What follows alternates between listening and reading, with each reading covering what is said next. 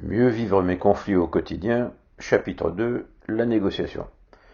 À partir du moment où j'ai mes idées et mes envies, je suis conduit à négocier en permanence avec ceux qui peuvent légitimement avoir d'autres idées et d'autres envies. De là à penser que savoir négocier facilite grandement la vie en société, il n'y a qu'un pas. La négociation devrait avoir un gros coefficient au bac, et à défaut, il est facile de s'y former par la suite. Comme souvent, le Larousse nous renseigne sur la signification précise des mots. Négocier, c'est engager des pourparlers en vue de régler un différend ou de mettre fin à un conflit. Pour moi, négocier, c'est communiquer, mais avec un enjeu. Savoir communiquer est donc nécessaire avant de pouvoir négocier. Il est rare que le Larousse ajoute un commentaire à une définition. Il vaut mieux négocier que faire la guerre. En voilà une idée intéressante. Il vaut même mieux négocier en finesse que passer en force. Il existe en effet différentes stratégies bien connues. Passer en force est très tentant, si je privilégie le résultat, quitte à casser la relation. Je peux, à l'inverse, souhaiter préserver la relation, et dans ce cas, je m'écrase, comme on dit. Je peux enfin pratiquer une stratégie d'évitement. On ne parle plus des sujets qui fâchent. Passer en force. Je cherche à imposer mon point de vue, et ça passe ou ça casse. Ça peut marcher si je suis le plus fort, mais même dans ce cas, je n'aurai pas une vraie adhésion à mes idées. Dans l'entreprise, c'est le fameux oui chef. Et quand il s'agit de deux chefs, eh bien c'est la guerre. Deuxième stratégie qui ne marche pas non plus très longtemps, car c'est à la longue très frustrant pour moi. Je n'ai pas envie de me fâcher, et je fais le dos rond, voire des concessions qui passent mal. Troisième possibilité, l'évitement. Il n'y a ni perdant ni gagnant, car on évite d'aborder la question. Ça peut marcher uniquement si l'autre fait de même. Bien évidemment, ça ne résout pas le malaise, et comme pour la stratégie d'accommodement, il viendra un jour où il faudra crever l'abcès, le jour où la goutte d'eau aura fait déborder le vase. Le plus souvent ce jour-là, je vais me mettre en tort, car je me serai énervé pour une broutille. Je ne dois donc pas surestimer ma capacité d'encaissement, pas plus que mes possibilités d'éviter. Ce graphique montre bien qu'entre ces trois solutions extrêmes, il existe une vaste zone, dite zone de négociation. La stratégie de négociation peut alors se définir comme l'absence des trois autres. J'ai essayé les trois autres et le conflit n'est pas réglé. J'essaye autre chose, négocier correctement. En termes de méthode, négocier, c'est solutionner un conflit et donc solutionner deux problèmes. Or, pour résoudre efficacement n'importe quel problème, il convient d'adopter cette définition. Un problème est un écart entre un constat et un souhait. Toute négociation se fait donc en deux phases. Accorder nos violons sur nos constats, échanger nos points de vue différents sur la même réalité, puis sur nos souhaits. Celui qui négocie le mieux est toujours celui qui a le mieux compris le point de vue et les souhaits de l'autre. CQFD. Attention, le ressenti n'est pas le factuel, mais du fait que le problème est affectif, le ressenti fait partie de la réalité à prendre en compte. S'il fait factuellement 25 degrés dans une pièce, mais que quelqu'un demande à remonter le thermostat, vous ne pouvez pas lui dire qu'il a tort d'avoir froid.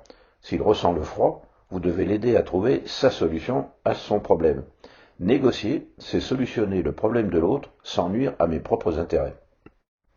Parenthèse refermée, il reste à savoir qu'une négociation se conclut par deux types d'accords.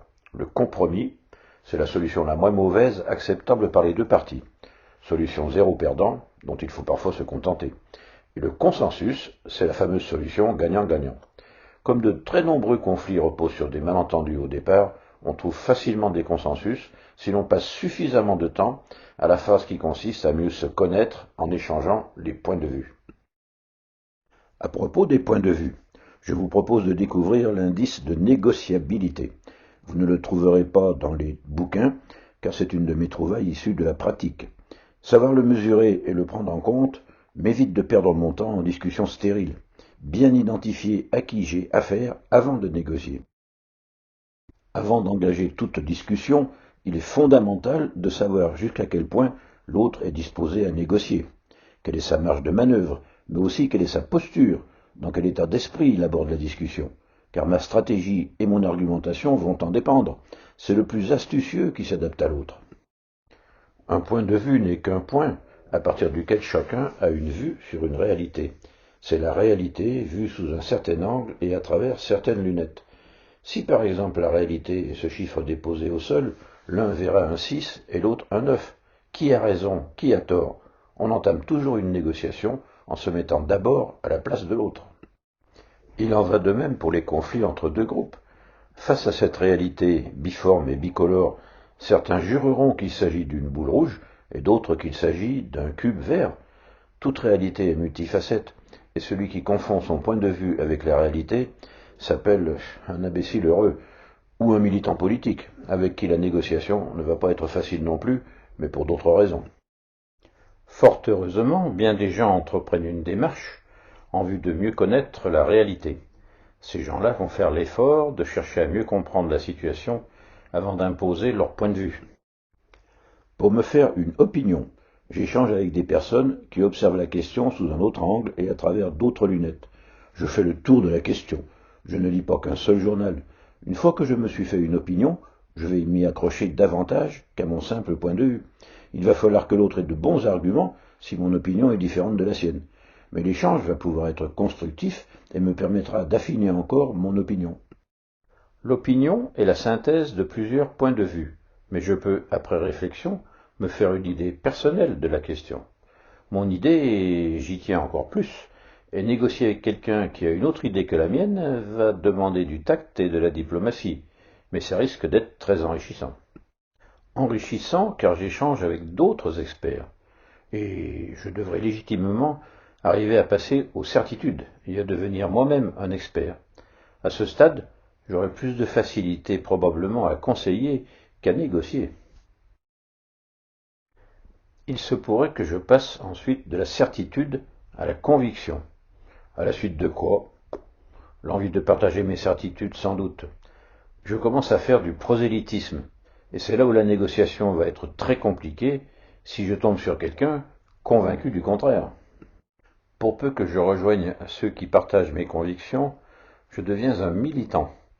Si l'on suit bien ce schéma, on arrive à la conclusion qu'un militant est quelqu'un qui estime, après une démarche de réflexion, ne plus avoir besoin ni d'échanger ni de réfléchir puisqu'il détient la vérité. Il devient un croyant, sachant que la croyance prime sur la réalité. Négocier avec un militant croyant, c'est exiger une conversion, ce qui est beaucoup demandé. Toute personne qui renonce à une croyance trahit un peu les siens, et on n'a jamais vu personne apostasier sa foi à partir d'une argumentation logique. Saint Paul sur le chemin de Damas n'a été convaincu par personne, il a eu un choc. Il est possible de parvenir au militantisme par une démarche inverse. Né fanatique, j'entreprends une démarche de tolérance pour me comporter en simple croyant qui cherchera ou non à convaincre. Si quelqu'un cherche à vous convaincre, il est important d'identifier s'il est parvenu à sa conviction via une réflexion personnelle ou via une croyance. Les premiers seront un peu plus négociables que les seconds, qui sont des idéologues. Il est intéressant aussi d'observer que les complotistes travaillent directement sur les croyances en manipulant tel ou tel aspect de la réalité. Il n'y a pas de négociation possible avec les victimes des complotistes, car ils expriment des croyances totalement irrationnelles. Une fois acquis l'idée qu'un point de vue n'est qu'un point de vue, négocier a pour objectif sinon de voir la même chose, du moins de rapprocher les points de vue. Sur ce schéma, mon point de vue est en bleu et celui de l'autre en jaune. Si je cherche à convaincre l'autre avant d'avoir cherché à le comprendre, je vais sortir mes arguments massus. Il va bien évidemment aller chercher les siens.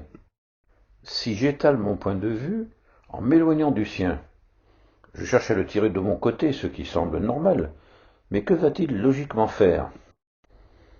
Il va bien entendu faire de même et tirer de son côté. Et si je crie pour être entendu, il va tenter de crier plus fort, ou alors il va s'écraser avec les inconvénients évoqués plus haut. La négociation, ou plutôt la discussion, va s'engager sur ce qui nous sépare le plus, et elle va durer, si chacun a raison, en faisant appel à des logiques différentes. Pour bien négocier, il faut donc toujours commencer par échanger sur ce sur quoi on est d'accord, et agrandir la zone d'accord. Si des gens s'engueulent sur les méthodes, je leur fais d'abord constater qu'ils sont d'accord sur les objectifs.